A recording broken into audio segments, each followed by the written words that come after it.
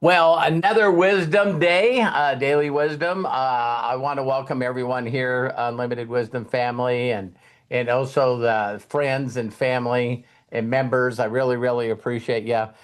Craig sort of brought this up, and I totally agree. Today's title will be like Dolly.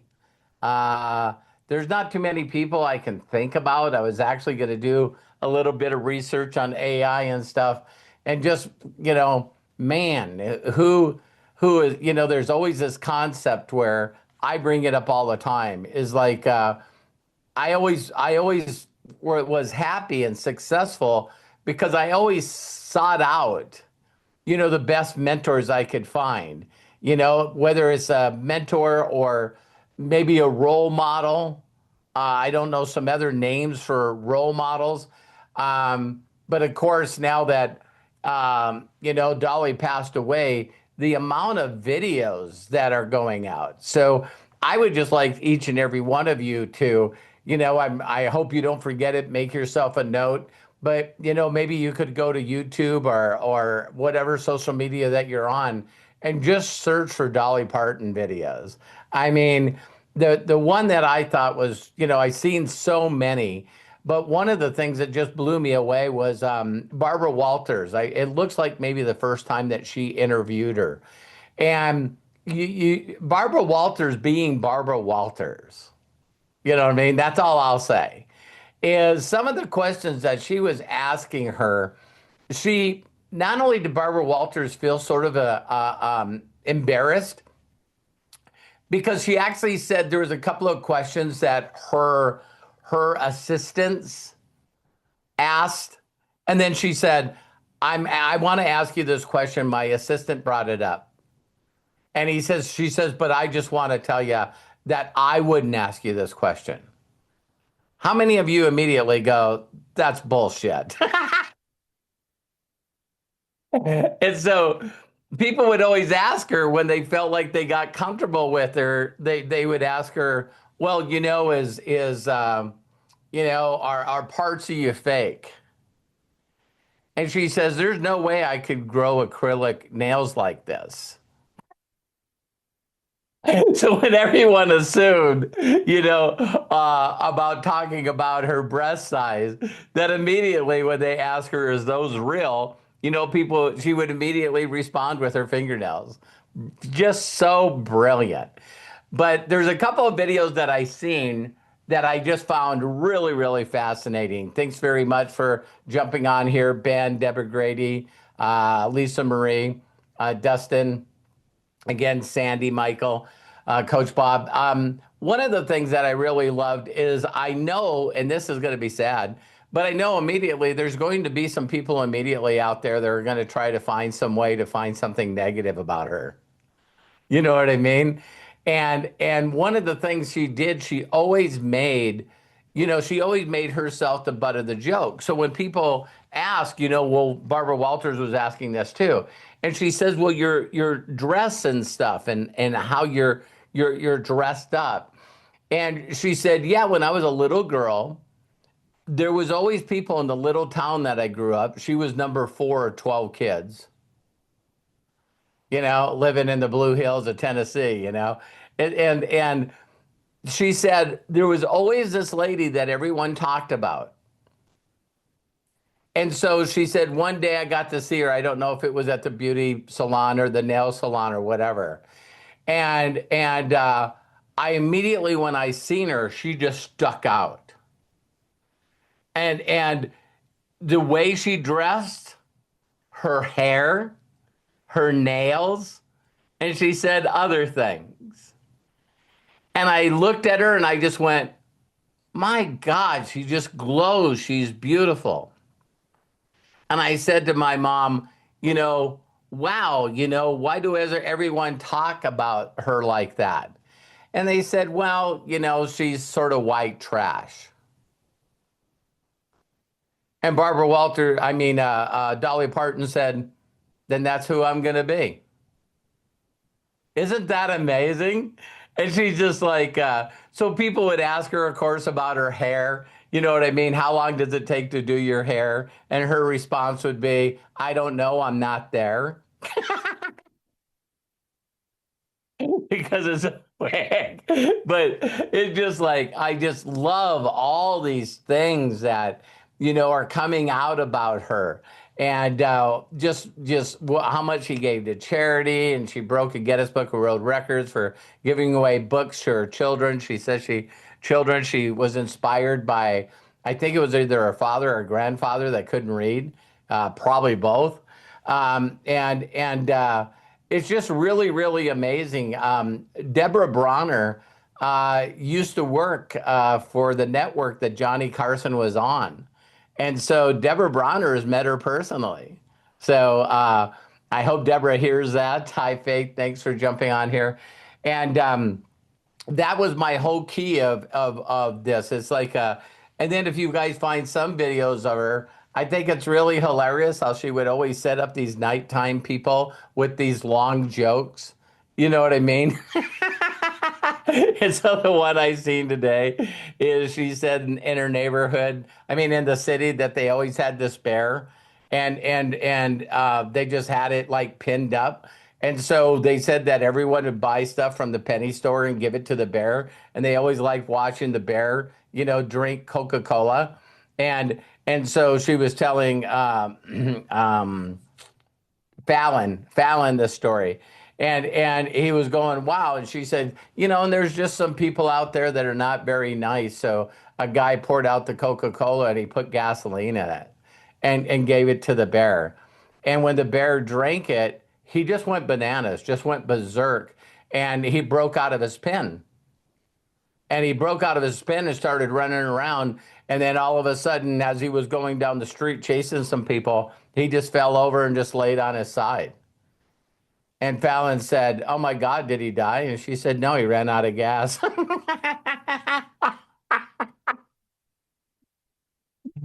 Fallon came out from underneath his desk and got in front of his desk in front of her and just fell on the floor. It's like, because I seen another video where she had gotten him on some of the stories before as well. And to think that I think it was like last weekend, or the weekend before that, her empire, she just opened up another truck stop, and she was there cutting the ribbon. You know what I mean? Hi, Jim. Thanks for jumping on.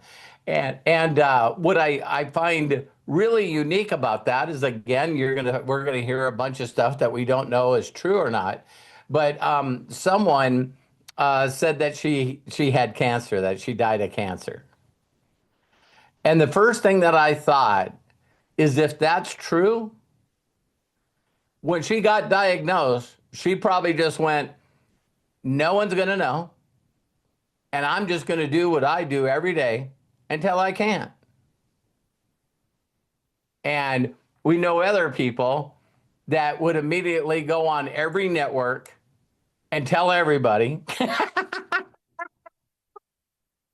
and have a bunch of people feel sorry for them. And so, there's get treatment after treatment after treatment, and just slowly disappear. Matt, thanks for jumping on here. And so again, the title for this is, be like, or maybe, be like Dolly. But again, find things that when you can watch someone that can make that big of impact in the world, and people after people after people after people just talk about, how much she really did stuff. I know there's a lot of stories out there. One of the stories that I loved is, of course, we know that, Whitney Houston sang her song, I'll always love you. You know what I mean? And I guess when she first did that song, Elvis wanted to sing that song. And so they went to her to ask her for the rights to sing that, let Elvis sing that song. And his manager, which a lot of people have heard a bunch of, rumors about, not a very cool guy. He basically told her, she was 19 years old. And he told her, he said, well, listen, you have to split the royalties with me. You don't get all the royalties if Elvis does this song. And she said, I guess he's not doing it. at 19 years of age to tell Elvis Presley's manager no to doing one of your cover songs. Just unbelievable. So, um, but I could go on and on and on with all the different videos that I've seen of her. And again, the thing I want to bring up in this call is, if someone asked you, who's your role model? Who's someone that you admire? Who's someone that, really, really, really just, you know, another thing, again, I don't know if this is true, but someone said that they never, ever, ever found Dolly Parton talking negative about anybody. See, she would always use herself as self-deprivation. She would always use herself as the butt of the joke instead of using somebody else. Never ever pick sides in politics. There's people out there that have pretty much ruined their career because they do that. And I just it doesn't make a difference even if they're right or not. I just don't need a non-expert telling me how I should feel or act. And to think that she had that much class to just go, and number of clicks, number of videos that I've seen where people had asked her that question. You know what I mean? It's like, I'm just not gonna get into that. Of course, I think another things that we could talk about is, of course, her work ethic. There's just like, 3,000. She wrote over 3,000 songs, and I watched. I didn't know one of her first movies that she was in as an actress was with James Wood. And he said virtually a number of times every day on the set that she says, "I just wrote this song. Do you want to hear it?" And he'd go, "Yeah." And I guess she would take her fingernails and she could move them together like this. It'd be neat to see if you could find a video on that. But she could actually, run her fingernails back and forth like this against each other and actually create the beat and the rhythm, like strumming a guitar. And so then she would sing the song, and he said, I just stand there in front of her and just was in amazement. And I would ask her when she did that song, and it was always last night. So while she was doing a film with him, he said that she was easily coming up with 2 or 3 songs every night that she would share with me the next day at the set.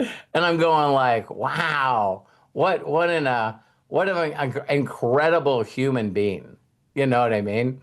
And so I would just ask each and every one of you. I didn't want the video today to be long. I don't know, Deborah, if you'd like to say anything because you had met her. I don't know if anybody else here had met Dolly Parton. But Deborah, if you had anything that you'd like to say, go ahead and unmute and say whatever you have to say. Deborah Bronner, I just sent you a link. If you could maybe turn your camera on as well. I found the video, so we can, I'll get it into the chat. But Deborah, if you can't turn your camera on, that's okay. Please share with us. Hi everyone. Uh-oh, the dog's barking. Blessing. Hey, hey. Act Dolly, when like, I met Dolly, I was working on the Tonight Show with Johnny Carson, and we had social time after and before the show. And we were both young. We were probably in our 20s, both of us, but I was in awe of how nice and just genuinely kind she was. There's a lot of people in the Hollywood scene that aren't so kind, but she was just nonstop kindness. And it blew me away and it made an impression on me I've never forgotten. So that's all I've got. Thank you, guys. but that's amazing. Thank you so much, Deborah. I love you. I love you. Thank you for talking about her. You bet. It reminded me, and I think I told you this, you always want to outgive God. Well, she got pretty dang close. Well, she is just amazing. Yes. Would you like most about her? Just her joy. I mean, she was excited about everything, and that's contagious, and I love that. Yeah. I have such fond memories of her, and I have followed her career. I wasn't surprised she passed after her husband, because a lot of times we've heard that happens in long marriages. Yes. Yeah, but oh my gosh, what a remarkable human being. We should Yeah. all, just like you've taught us all, strive to. And I love the name of her book company, the Imagination Books. Yeah. Yeah. Thank you, Deborah. I love you. Yes, I love you guys. Thank you. Does well, I know we normally don't do this, but has anybody else met her or have anything that they would like to say that just impresses you about Deborah Grady? There you go, Deborah. Go right ahead. Hi. Yeah, I'm still really sad because I lived in Tennessee for 16 years and I worked in Nashville. And when I first moved to Tennessee, it was to meet, at 19 years old, to meet my biological mother. And when I met her, she's like 5 foot and she had this giant black hair. And I was like, Dolly Parton. I was from California, and I'm like, I used to watch like these country show, and Dolly Parton was like my hero. And I'm like, my mom is just a reverse Dolly Parton. She got the big boobs and the big hair, and except my mom had cancer. It was her second time being 10 years in remission, but. So anyway, I got a job in Nashville, and our boss took us to the Ryman Auditorium, and Porter Wagner and Dolly Parton and were there, and I never in my life had ever been awestruck, or I never, and I knew what it felt like when I left from there, and I remember telling people, I'm going to be just like her when I grow up.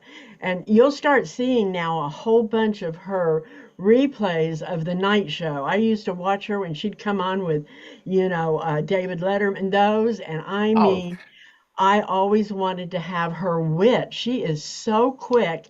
They can make very fun of her quick. boobs, and she comes back with the best comebacks. And I was always like, I want to be like her. Yeah, But she yeah, I was. miss her a lot. 16 Thank you, years Deborah. living near her and following her all these years, I, felt like I just knew her. Thank you, Deborah. Thank you. Love you. Love you. Anybody else want to say anything? I think it's pretty cool that we can dedicate a video to her. I did. I will say something, and I got to find it again. But I know, she and Johnny Carson were very close. Yeah. And there was a video that just surfaced a little bit recently where she was one of the last guests on the Carson show, did a song dedicated to Johnny. And she said that's the only performance that she's going to ever do of the song. And you could tell that Johnny was just moved by it. And they obviously had a very close and very nice relationship. And yeah, it was really, really excellent. So, Yeah, and she I was just so sent it. genuine too. That's the Yeah. thing. Yeah, I just sent it to you. I watched that clip too.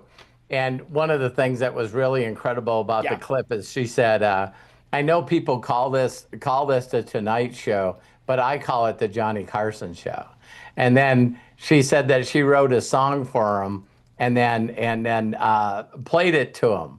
And like Craig said, you could see, wow, he was like, and a lot of people that have gone through a lot of stuff in their life, how they just start making fun out of stuff because you don't want to get emotional and cry, so you start making jokes about stuff.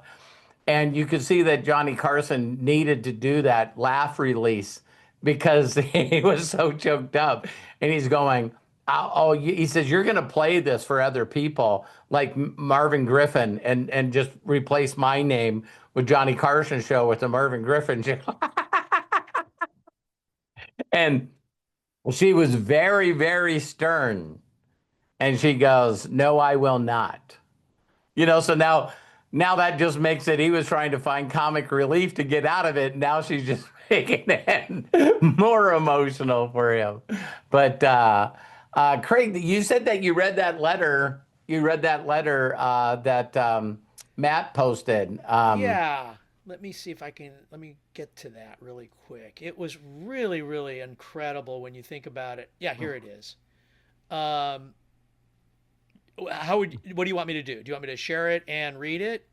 Yeah, I could download it quick and put it on the screen if you wanted to read it. Well, I already have it up. Okay. So let me go ahead and bring it up, and then we'll go ahead and do that. This Matt, thanks for apparently, sharing that. yeah, this was really, really incredible. Let me do something here really quick. There we go.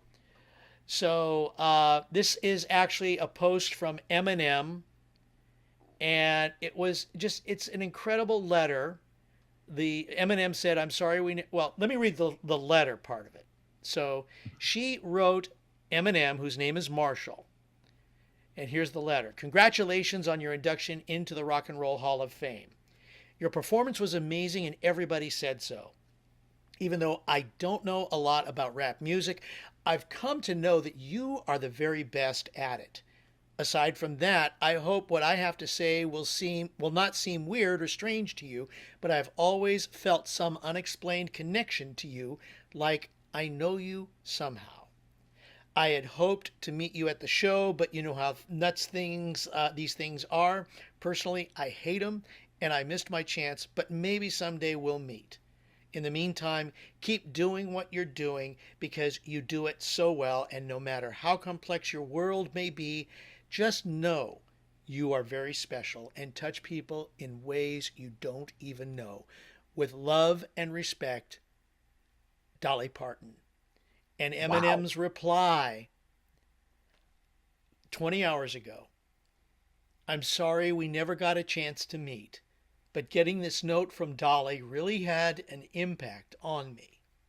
She definitely didn't have to take the time to do it. Even for a kid who mostly listened to rap music, she was an icon, a superstar in every sense. Rest easy, Dolly, and thank you for the kind words. And that was from Eminem. Thank you, Craig. Craig did an awesome job. That was awesome. And the last thing I'll say before we close is I haven't seen it. Again, I know there's a lot of stuff that will come out that no one will know is true. Yeah, but I guess there's a interview of Whitney Houston, and she said that if you can look at the journey of her career, that her singing that cover song of Dolly's, put her entire life into stratosphere. And of course, it was on, I don't probably it probably won like an Oscar or an Emmy or something for being on The Bodyguard with Kevin Costner. But it's like both those things together. I think there might have been a lot of people that didn't know who Whitney was, but they did after that for sure. The song But was I Will Always Love You. If I'm sure all of us have heard it, and it comes from the movie The Bodyguard. yeah. And there's a video that's flying around right now with a bunch of country western singers singing a song, and then Dolly closes it up with that song. And I just like almost 100% that someone did it all with AI. It's but yeah, with that song at the end. But yeah, it's I think that I always tell people instead of looking like a lot of people look at it like an elephant at a time, a bite at a time with an elephant. When you look at people like this that made such a huge difference in the world, never ever look at them and go, well, of course there's only going to be one Dolly, so I could never ever make that kind of impact. I could never make that kind of difference in the world. And one of the things that I always do is, again, I reduce to the ridiculous. When you look at someone that could be a role model or somebody that you could mirror and match or do anything to try to be like, why not just say, do you think that you could do 5% of what she did?